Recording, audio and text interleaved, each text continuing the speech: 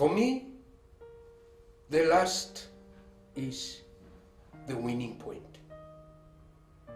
I believe in the last part.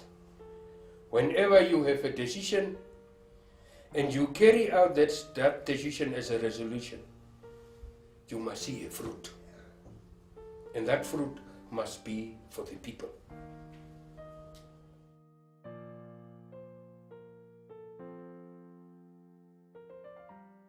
My name is Chief Seth Madawa Kooitjie. I'm the traditional leader of the Topnaar traditional community, leading my community in a jurisdiction area which are situated in the western part of Namibia along the coast, especially an area in the desert called the Namib-Naukluft Park, the Namib Desert. The Topnaar traditional community, it's a community called historically as the strandlopers of the bushcampers, as they said at that time, English. And these people, our ancestors, originate from the western part of South Africa, today called the Cape Town area. Originally called as the Kaap die Goeie Hoop, Cape the Good Hope. That was before Jan van Riebeeck arrives on that soil of Kaap die Goeie Hoop, meaning before the 16th century. Now it's a very old history which has been orally told by our ancestors and by our great-grandfathers.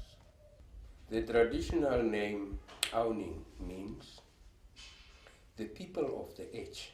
That's English word. Meaning that there is no way to go, whether they have moved all over from the Western Cape to over the Orange River. The edge was the seaside, so they cannot go on that side. The only side was the land, the dry land, where they can move. So it's the people of the edge.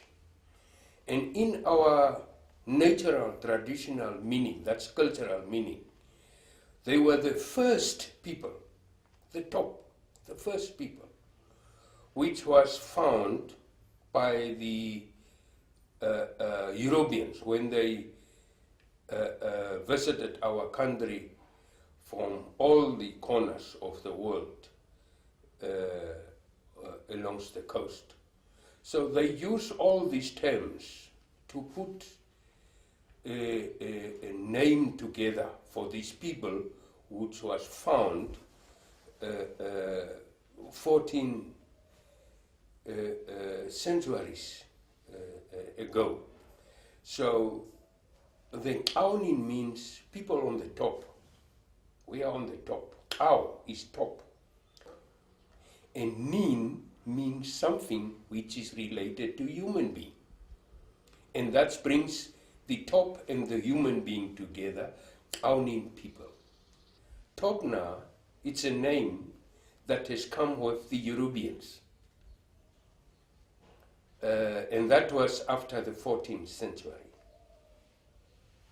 Now people originate before the 16th century, meaning that there was a history behind this community, how they have become from Western Cape up to, say, West Africa today, Namibia, over the Orange River, along the coast up to Wolfish Bay. It's a long history, it's a long way. The great fathers and mothers called the origination and the whole trip from Cape to the western part of our country, Namibia, is die groot trek. Yes, I have actually succeeded my father, who was the previous chief, and I was on the age of 22, and at that state it was before 1974, 75 we're talking about. I was in school, high school, that was in Windhoek, Agostinium, and previously the most unhappiness of my community was that the previous government, the apartheid regime, the South African government, wanted to move the Topnaar traditional community from their historical soil to the south. It was an ordinary plan, and that was a plan of the South African government to have certain areas free from any movement of people of this country and take over the main reason for that is to take over the rich minerals and rich resources of the country. And therefore, my father has at that state, during the 60s, that was during the 60s, become a fighter against the removal of the Topnaar community from their traditional soil to the south. In Hartab region, there were few farms, commercial farms bought by then government, and those farms was registered legally as the Topnaar traditional land, and registered as start in the deed of trust at that time by the AG8. AG8 was the administrative general of this country.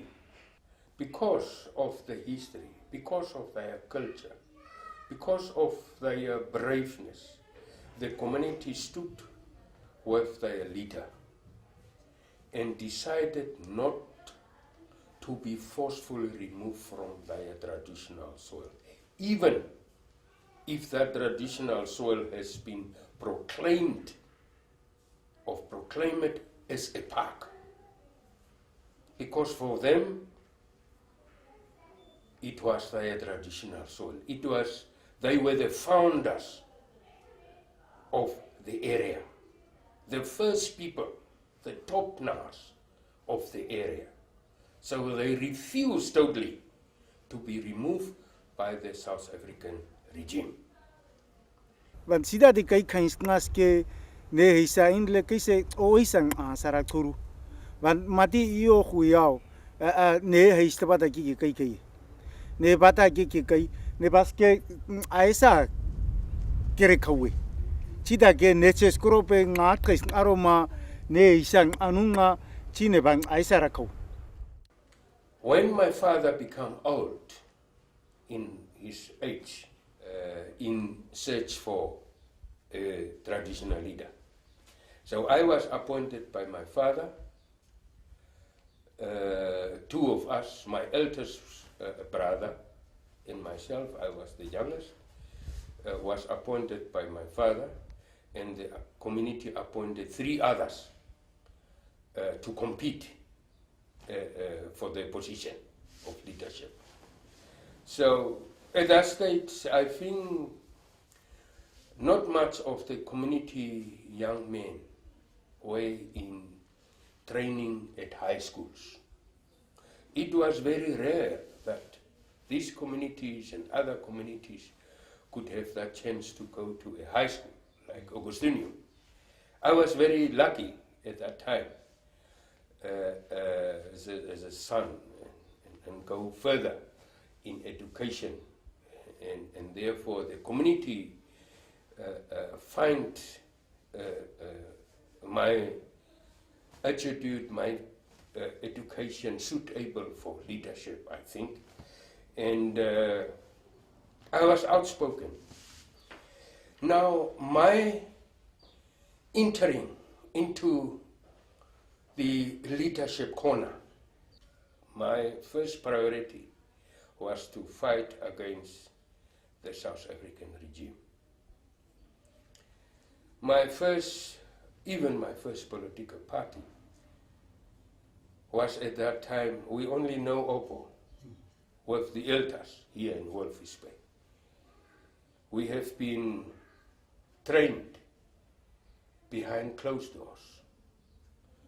We have been lectured according to the politics by many elders that has already passed away. And therefore, I had that strengthness of stand up for my people. But I did not know anything about leadership, really.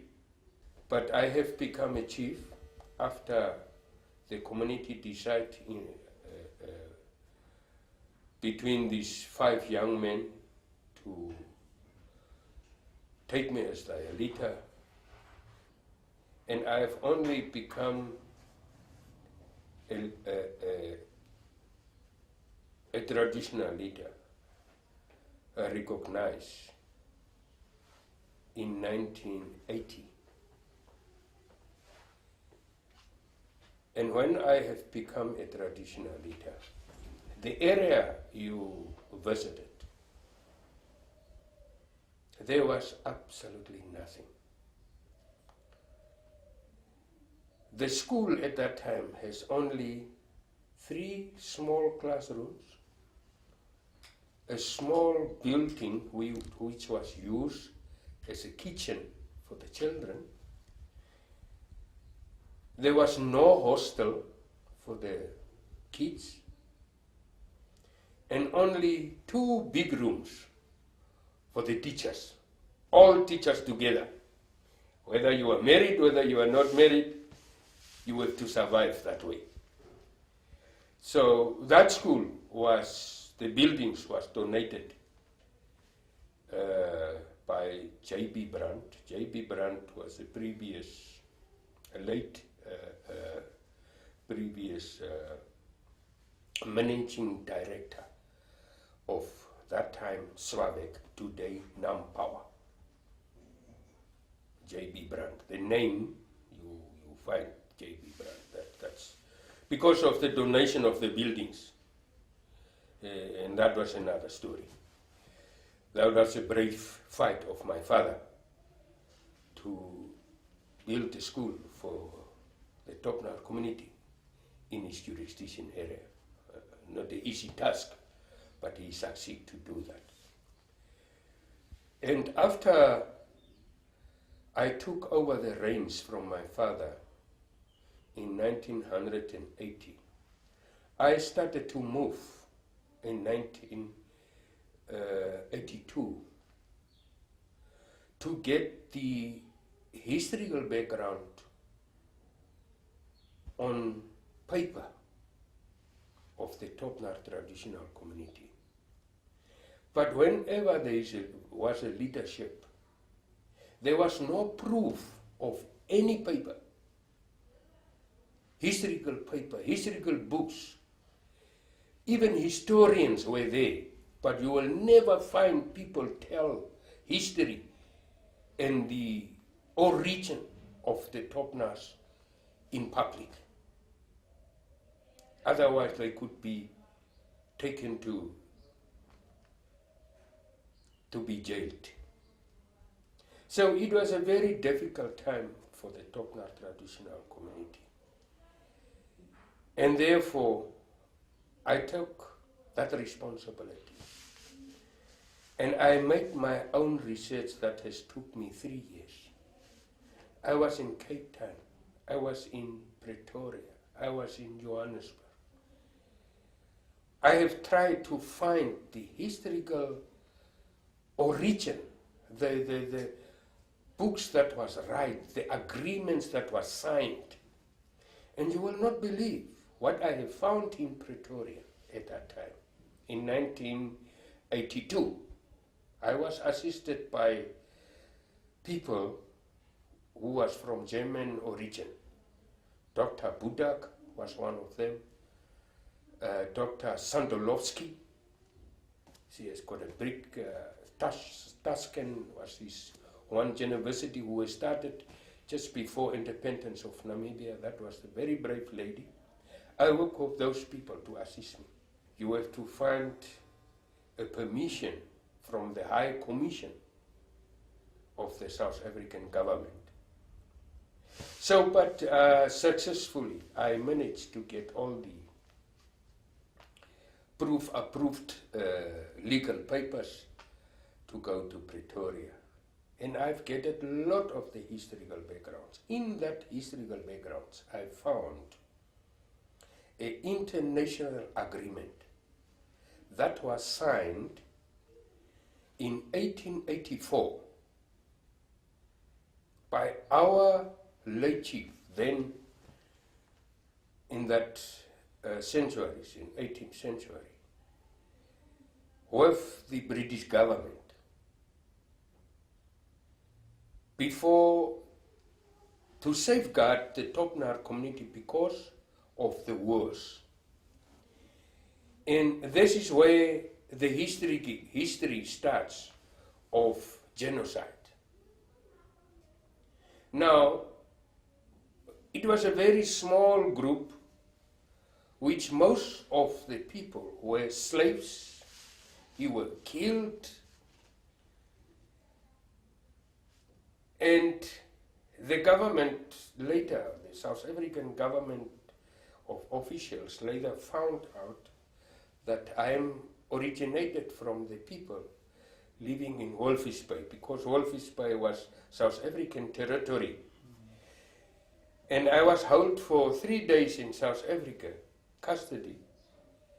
And they wrote a letter to the magistrate office in Walvis Bay before I was released to find out whether I am a son from the Topnaar traditional community living in the Walvis Bay territory area. And the magistrate of Walvis Bay, he had to wrote a letter to South African police, the head of police. At that time he was called General Loubser.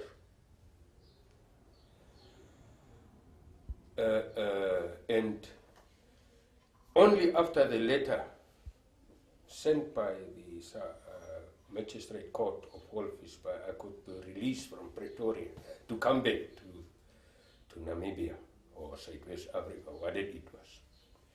But anyway, I could bring back some of the historical books that is still in my possession today, which can prove that the Topnaar traditional community was one of the eldest communities in the western part of our country, Namibia. They were the sole founders of this place we called Walvis Bay, originally Gomentams. Now, bring you back in my history as leadership. When I found those kind of documentation, I had the strength to start negotiating with the administrative general of Namibia, the representative, the highest authority at that time of South Africa in Southwest Africa, for my people, not to remove the Topnaar traditional community from their traditional land to the south. Although they are numbers, yes, but this is our origin. And wherever we found this origin, we have a culture which is bound to the nature itself. Ngarap ngagi hake hai, tiki ngarap agre sain kongi. Ngabakon je kau kuna sin arana agre ngamako. Ngabakon je kau kuna mari kiri, ngabakon je kau kuna ngagre ngama. Ngamarika. Ting mang una si kapagire wan wa ngarap pa. Ting ngarap ngagi hai. Speaking today of the Naras, Nar is a natural plant. The people first found that that plant can be eaten. It's our ancestors. The wild animals, the freshwater fountains around this area. Even I can tell you today, we are so proud that after independence, we had our historical freshwater fountain back legally, which is just situated 5 kilometers outside Wolfish Bay, along the coast. Wherever you found salty water, you can still find fresh water, original fresh water. There were many things that can be done at that time. We can then negotiate in terms of right of development on our own area. And then we can start to build more classrooms for kids in the area. We can ask assistance from the then previous government to drill boreholes for the community for water in the area. So I play a very important role for the future of the Topnaar community, especially when it comes to economic driving force of development in the area. Because the community was not allowed even to drive in that area after 12 o'clock. The time when 1980, the time when I became a traditional leader, even me myself as a traditional leader, you cannot drive in a park after 12 o'clock. Whether your mother is sick or your family is sick, whether you want to go to a doctor, it was not allowed. You must first find permission to enter the park.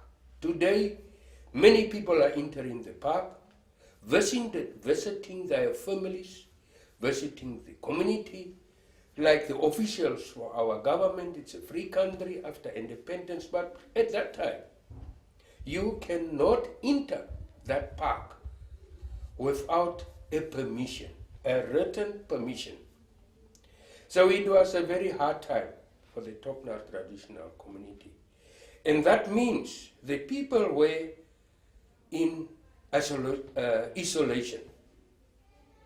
People cannot mix with any people from outside. They was only allowed them to come into the urban area or to the town area to meet their families, to buy some groceries, to have all the necessities that they need to have. They were not allowed to build decent houses, no clinics. The church was in a control, because church is a free system at that state, and the community could not. So the life in the desert was not an easy life for the Topnaar traditional community. And even many other organizations at that time come to the area because of the natural resource. The first biggest organization in the area was that time called Waterwese. Today we call it Namwater. And the second organization was Nature Conservation. Nature Conservation at that time actually was called by the community as enemies, because they cut off all the livelihood and rights of wild animals where the people were lived from the community itself. So even the community could not walk in a distance of 5 kilometers outside his village, meaning even if you are farming in the area and you are looking after your goats, you must not walk 5 kilometers further, even with your goats, because you are in the park. So many things was restricted from the Topnaar traditional community. So my priority was to actually to negotiate on behalf of my community, so that my community could have their free will back. That was my aim, my first aim. Their free will to live on the soil which our ancestors was the founders, so that the people can become self-sustained in their own right within the area where they are living, and not to be restricted in their own environment. So this has taken me almost more than 10 years. And I have later on started, as they have said, you fight for the community, right of the community, and later on you become a politician. And I've also played that role as a politician, because they call me a politician, in the fight with this South African government. I successfully managed, already before independence, to get many traditional rights of my community back from the South African government and release all these rules and regulations that has restricted the community in their jurisdiction area. So I can take an example. My traditional way, or our traditional way of getting water was from a well. You can dig a well, and you can give your family, your cattle, your livestock enough water. You can even use that water to have a small garden, a home garden. And later on, it has become very difficult for the community, because the water table of the underground water table has dropped very low, even under 8 meters. And still 8 meters was managed by brave Topnaar men to dig the well and keep that water coming for their use. But later on, as leaders, we have to take care of the safety of the community, because if such a wall of, say, 8 meters to 10 meters, 12 meters could fall while a person is inside, it's a dangerous situation.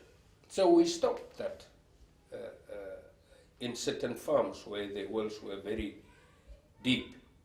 And then we started to negotiate with the government to be approved certain boreholes in the area, because the whole area on water was controlled by Waterwese, and it was under the management of Waterwese. So there is no way that you, even if you have money, you can hire a drilling team and drill a borehole in the area. You must first have the right permission before you do it to get underground water. Now that was rules and regulations that is regulate the nature and the resource, that's fine. But what about the people? The people on the soil. They must at least have a certain right to maintain themselves and to maintain their human dignity and human right as people. So then after I managed to start with the elders in 1987 to write up or ascertain, we said today ascertain, our customary law. Because with our customs we were very strong. But there was nothing on writing, absolutely nothing. There were many things which was oral history told by the elders, but you could not find any connection of proof from these things. So I started that venture at that time. And meaningfully, today, the Topnaar traditional community, from 1987 up to now, after independence, we have recognized customary law.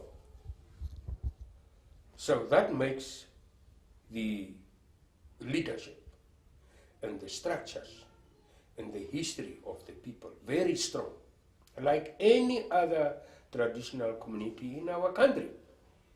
And that is one of the main sources historically that I was fighting for the traditional community. And after that, I tried to get how my people can survive after independence. How? They only have a very few rights in the park. It's economically strong. To put the people in an economical way to fund themselves as people, and secondly, to organize them and strengthen the young generation to be educated. So I saw a window open, and that window was education, training for my young youth. And I started at that time. I connected myself with many friends in the central of Namibia, which is Windhoek. And I started that right for the Topnaar traditional community as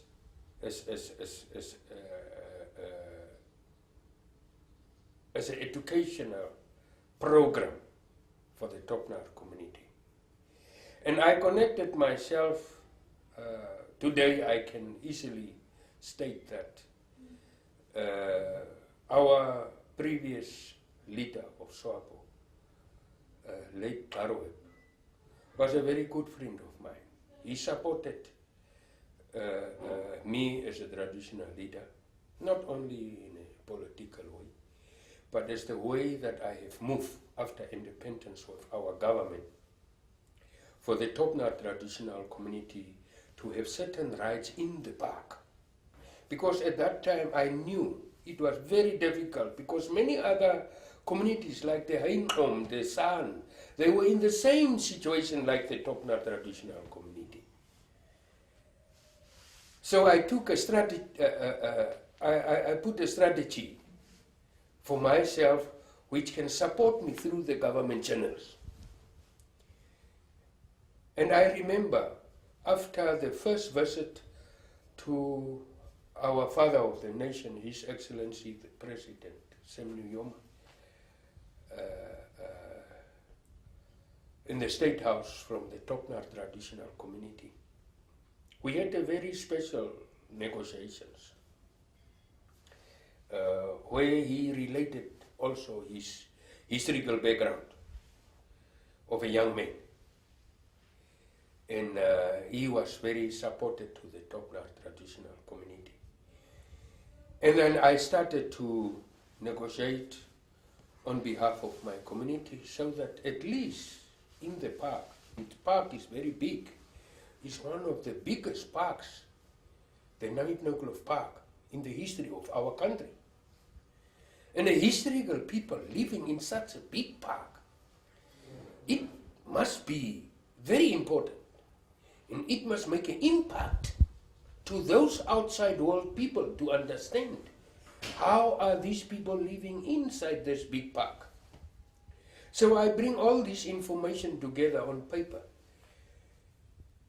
And I approach my government to give the Topnaar traditional leadership a concession in the area.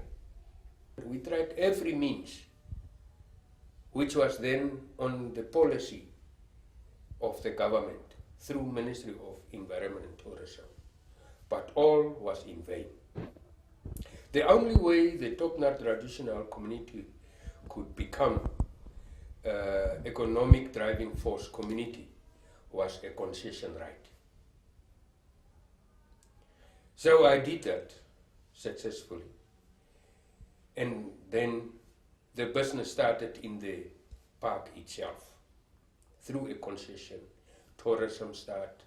We joined the only research station in Namibia, which is Gaob, Desert Research Foundation. The Topnaar traditional community in my leadership, they become members of that organization. We were the only supportive community to that research station from the beginning up to now. And we strengthened the Gaob research station up to an international standard. We have improved that research station with our involvement to have 30 years concession as a research station and have an agreement with our government. We play a role as a Topnaar community. We assisted that system which our approach was that research was previously only used for people from outside.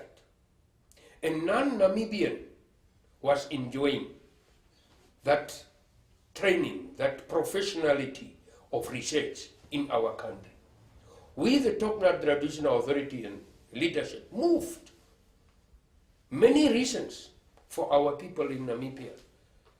And even just after independence, I involved myself so that universities of Namibia must have rights of research in our own country to train our young people. And that was the movement we bring, and I bring as a leader to the Topnaar traditional community. But today, we still sitting on a traditional soil that is a park. The traditional leader, recognized traditional leadership, is not operating under a communal system, although my people is a communal people. But the communal system and the communal laws and policies are different from the park policies and systems. So the Topnaar traditional leadership is totally operating in two different policies, which makes decision making and leadership structures very difficult to take the right decisions on the soil for the future of each people. Because in a communal system, it's a common policy where traditional leaderships and traditional leaders have power to take decisions.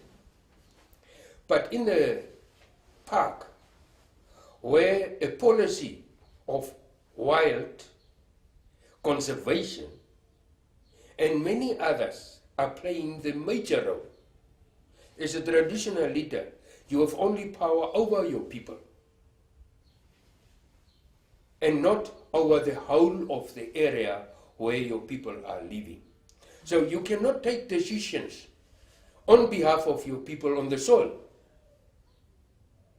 For your people to have that common right to develop the area out of their own resources. So these are the difficulties. Those difficulties make it so easy that so difficult that the Topnaar traditional community, up to now, after more than 20 years of independence of our country, are still undeveloped community.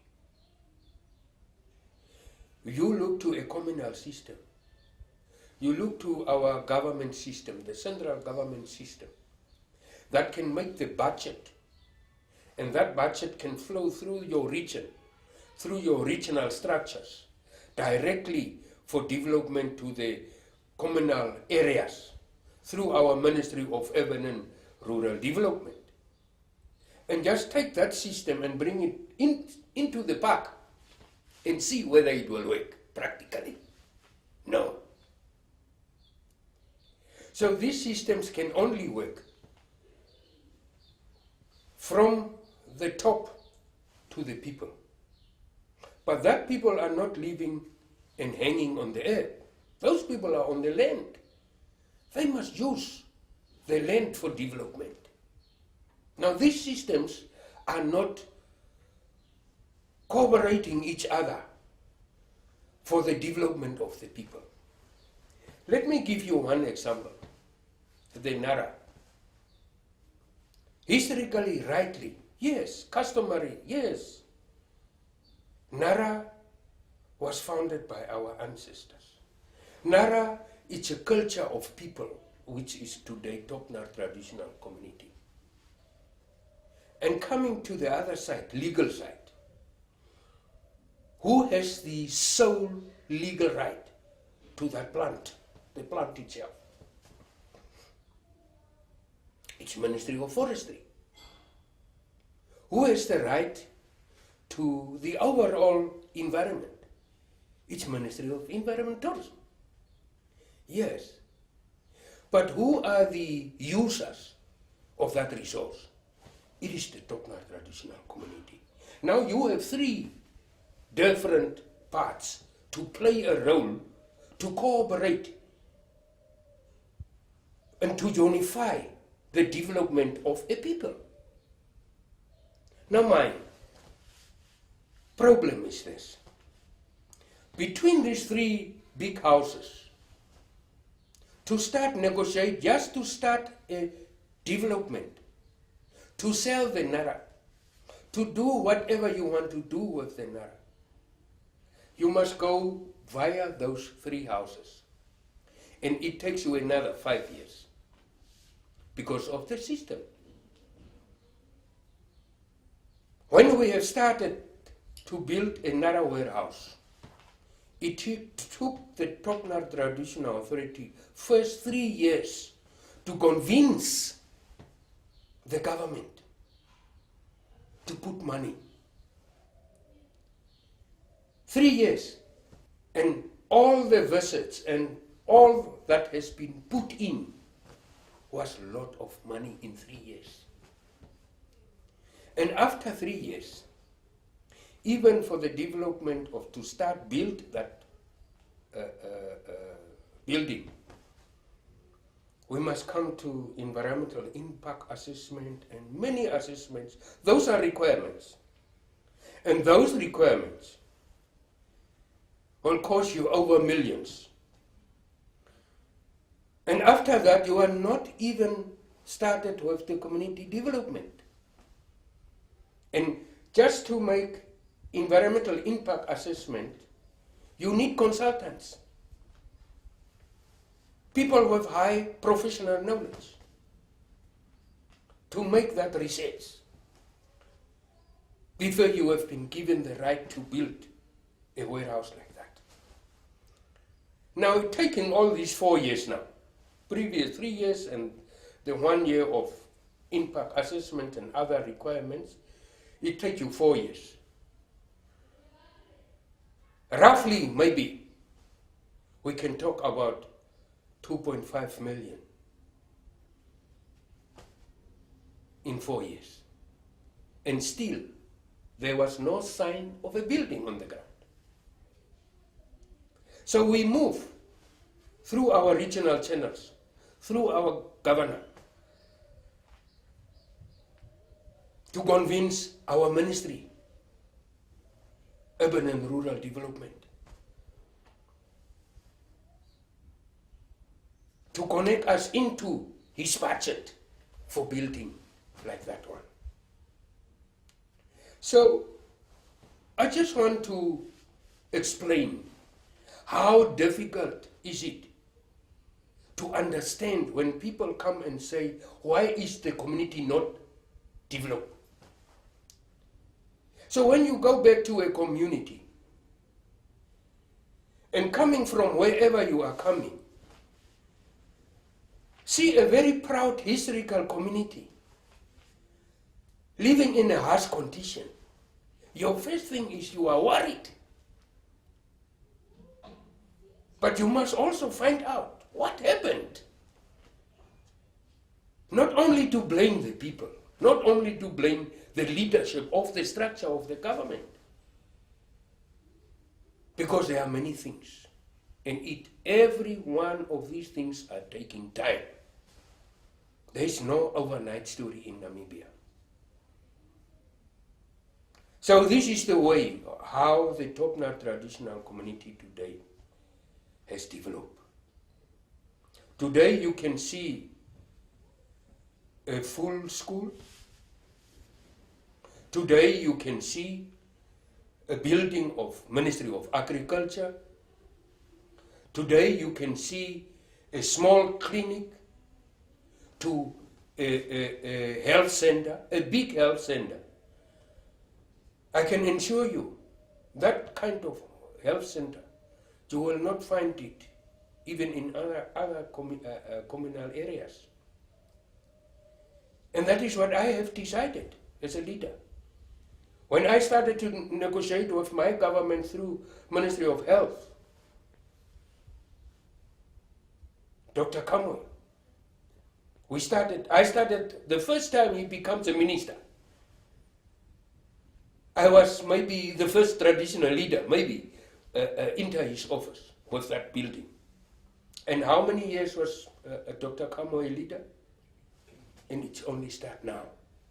It gives you the picture, how long things are taking when it comes to development. My priority as a leader is not to sit and wait for the government to come with budget and build. I start with my traditional leadership to negotiate with business people all over Namibia. And the first organization and the first economic developing driving force, Namport, was the people who, with a letter, through his trust, supported the Topnaar traditional leadership for his venture to build a health center in the Kooitjie to my minister. And I say, Minister, here is my part, I play my role. I need the part of the government, 50-50, both sides. And that is what we do. So this role, for many people from outside, is a clear testimony of leadership that are gained and up and arm, whether it takes 10 years. You decided on development. You go ahead until you approve your decision. Even 10 years. For me, the last is the winning point. And therefore, I believe in the last part. Whenever you have a decision and you carry out that decision as a resolution, you must see a fruit. And that fruit must be for the people.